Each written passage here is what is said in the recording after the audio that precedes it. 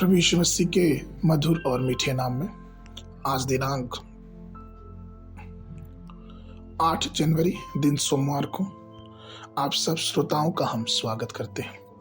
आज के दिन के लिए जो वचन है लिया गया है प्रेरितों के काम उसका 8 अध्याय 7 और 8 पद। वचन कहता है, क्योंकि बहुतों में से अशुद्ध आत्माएं बड़े शब्द से चिल्लाती हुई निकल गई और बहुत से झोले के मारे हुए और लंगड़े भी अच्छे किए गए और उस नगर में बड़ा आनंद हुआ। प्रियो, सामरिया नगर में बड़े आनंद का कारण क्या था? इसका कारण यह था कि बीमार चंगे हो गए थे, झोले के मारे और लंगड़े चंगे हो गए और अशुद्ध आत्माएं उन लोगों के पास से भाग गई जिनमें दुष्ट आत्माएं थी।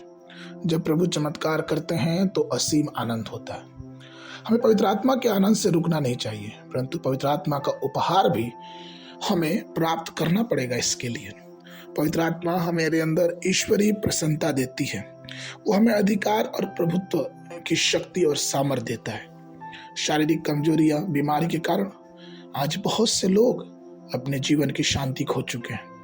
अपने परिवार के प्रति अपनी जिम्मेदारियों को निर्वहन करते हुए कई लोग असमर्थ हैं अपनी कमाई या फिर अपने कार्यों से कमाए हुए पैसे को अपने जीवन में निर्वाह करने के लिए, क्योंकि वे अधिकतर अपना पैसा चिकित्सा, अस्पताल और धदर की बातों में खर्च कर देते हैं। प्रभु यीशु मसीह इस दुनिया में इसलिए आया कि वो हमें आशीष दे, हमारे जीवन में भलाई करे और हमारे लिए भला करता रहे। प्रेरितों के काम उसके 10 अध्याय के 38 पद में वचन कहता है कि परमेश्वर ने किसी रीति से यीशु नासरी को पवित्र आत्मा और सामर्थ से अभिषेक किया।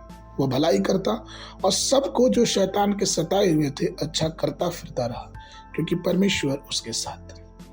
प्रियो, परमेश्वर हमारे जीवन में तभी हस्तक्षेप करता है जब हम उस पर विश्वास करते हैं, अपने जीवन को उसके सामने समर्पित करते हैं। शैतान तो नाश करने और घात करने आता है, लेकिन प्रभु हमारे लिए इसलिए आया कि हम जीवन पाए और बहुत आयत का जीवन पाए। एक बार की सभा में एक बहन थी जो अस्थमा की बीमारी से परेशान थी। उन सभाओं के अंतिम दिनों में वो आगे आई।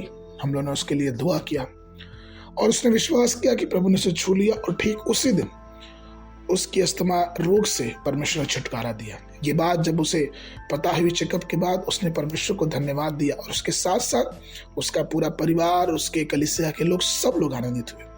प्रियो, जब परमेश्वर हमारी खुशी को हमारे जीवन में लेके आता है, आनंद को हमारे जीवन में लेके आता है, तो हमारा जीवन आनंद से भर जाता है, हमारी कलीसिया, हमारे परिवार आनंद से भर जाता है। इसलिए हमें जरूरी है कि परमेश्वर के साथ रहें, परमेश्वर से प्रार्थना करें कि परमेश्वर अपनी आत्मा के द्वारा हर प्रकार का आनंद हमारे जीवनों में प्रकट करें। आज के मनन के लिए रोमियो की पुस्तक उसका 8 अध्याय 11 पद।